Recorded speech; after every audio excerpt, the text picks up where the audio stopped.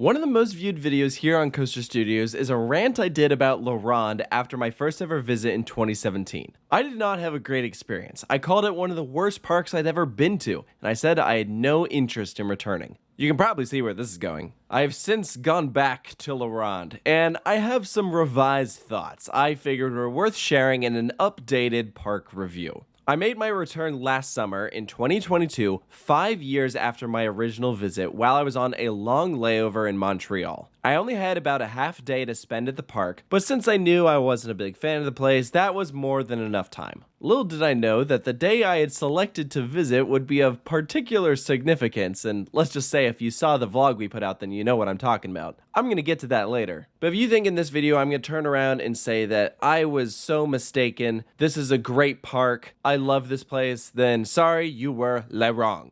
This is still bottom tier park for me, and one of, if not the weakest in the Six Flags chain. But before we get into all the negatives, let's first start with the pros. I try and be fair in my reviews. I want to give credit where credit is due. So what do I like about Ronde? Number one, the location of the park is super cool. Being located on an island in the middle of the city with the water all around you makes for some really cool views, in particular from some of the attractions. I also like how when you're in the park you see that nearby bridge. At some points you can see the city skyline. I didn't get the chance to do the Ferris wheel, but I bet that has the best views in the park. Number two, something I learned this time around was that there are two entrances to Ronde. I had no idea, and this time around I got to see both sides of it. And I thought that was really cool and convenient. I like in particular all the views you get of Goliath when you're walking up to the back entrance. Number three, Goliath is a lot of fun. Of course I rode it the first time I visited, but my experience wasn't as good. This time around, I got a couple laps in on it. I actually published a full review on that attraction. Please go check it out if you want to hear an in-depth look at that ride. And all I'm saying is thank goodness Goliath is here because it is the saving grace of this park.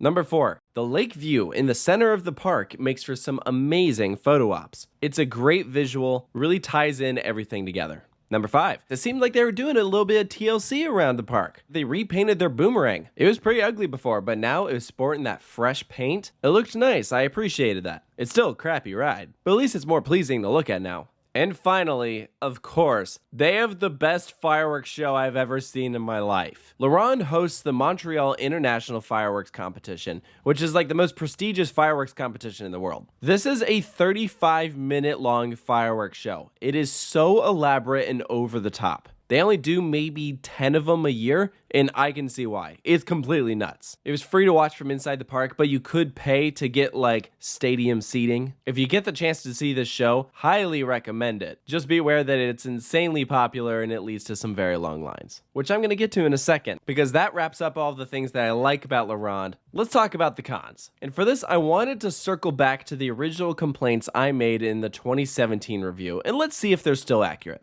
Number one, the park is not a full circle. Yep, this still annoys me. I know why they do it. They use this little sliver of land right here as a staging area for the fireworks. I get it, but it's still a problem. When you get to these two areas right here and it dead ends and you have to go all the way back around, it sucks. It does. I still wish there was something they could do about that. Even if it means having a pathway that's only open during certain times, then they close it for the fireworks. I feel like there's a way to make it work. Number two, the wait to get into the park was long. These shots that you see right here were taken at the beginning of the day in summer 2017. This time around, I arrived in the mid-afternoon, so there was no wait. So it was already off to a better start.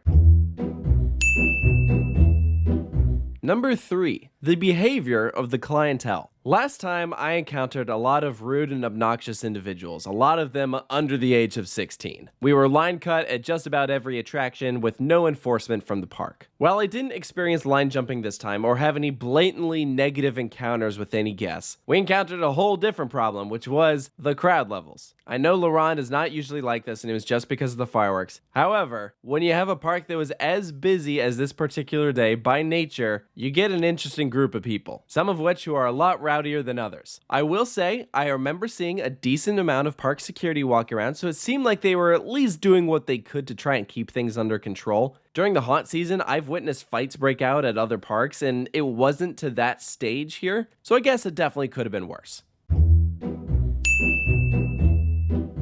Number four, the operations. In 2017, I literally published a video posing the question, how bad are Ronde's operations? And determined that they are indeed bad. Now, the difference between my two visits to Ronde is that during the first time, I saw what lines look like on a pretty average day, but on my most recent visit, when it's incredibly busy, if the operations are slow, you feel it a lot more. We actually ended up riding 2 roller coasters when we went, Goliath and Monster, because of how bad the lines were. Le Monster in particular was incredibly slow moving. There was 1 train operating on each side, which meant just a lot of standing around. I think it is clear that the park is definitely understaffed. I'm not saying that is the only reason for this. I know operations can vary day to day. If you have a good team of people who can just be pumping out trains, it makes a big difference. And I know staffing problems are not specific to La Ronde, but definitely can take away from the guest experience.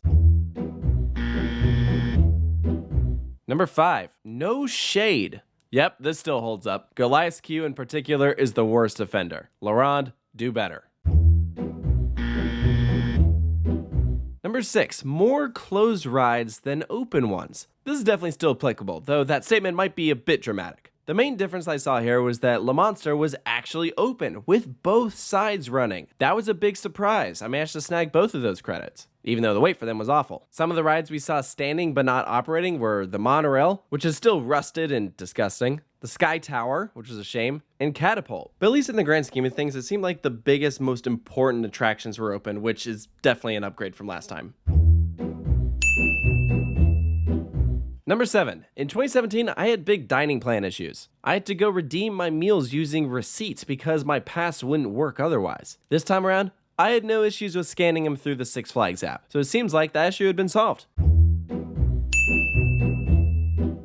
Number 8, Poutine. Last time I ate at the park, I got poutine and it wasn't filling enough for me to really consider it a meal because the portion size was so small I was still hungry afterwards. I got it again this time around to see how things had changed, and it was very good, and there was a lot more of it than last time. It was actually pretty filling, so as far as I'm concerned, this problem has been solved. Unfortunately, a new problem arose though, and that is that it took forever to get it. The food lines were arguably worse than the roller coaster lines. I believe we waited an hour for glorified French fries. Number 9, the park does not look great. Ads everywhere, place didn't seem well taken care of, and certainly some areas look better than others. Although due to crowds, this time around I barely even ventured onto the left side of the park, so I can't really speak for how at least that section's looking. I still think a lot of the buildings and like just overall architecture style is pretty cheap looking. I'd love to see a big overhaul here. Number 10, the coaster lineup is weak. Yes, there are a lot of dud rides here. La Ronde is absolutely quantity over quality. Many of the attractions at this park are clones of other rides you can find all around the world. There's only a couple of originals, and some of the originals are not very good. Looking at you, Monster. Such an impressive structure, but such a terrible coaster. Six Flags, do better. Which brings me to my last big original complaint, and that is investment. La Ronde has potential, but it is not being used. Since my last visit, the park has removed 2 roller coasters and tried to add a new one, but no, they couldn't even get that to work. Yes, remember when Six Flags planned to originally send Green Lantern First Flight to La Ronde, the worst coaster at Magic Mountain, to the worst Six Flags park? But I guess that ride was even too bad for this park because that project got scrapped. When we were on Monster, we literally looked over and saw the track sitting there, and apparently it's never gonna get built. So what has been added since my first visit? Yep, sounds about right. Which is just sad. The last coaster La Ronde added was a relocated Vekoma SLC, and that was in 2010. We're now almost 15 years later. If you just got rid of some of these crappy attractions and put in something good, there's plenty of clone layouts you could do that would still be enjoyable. I mean, they have a Batman clone. That doesn't bother me at all. Those things are great. Like frick, even a Skyrocket 2 would be a good fit at this park. They don't have a frickin' launch coaster. But Six Flags isn't even willing to do that. It's hard for me to care about La Ronde when Six Flags does not care about La Ronde. Maybe when Six Flags starts caring, then I will too.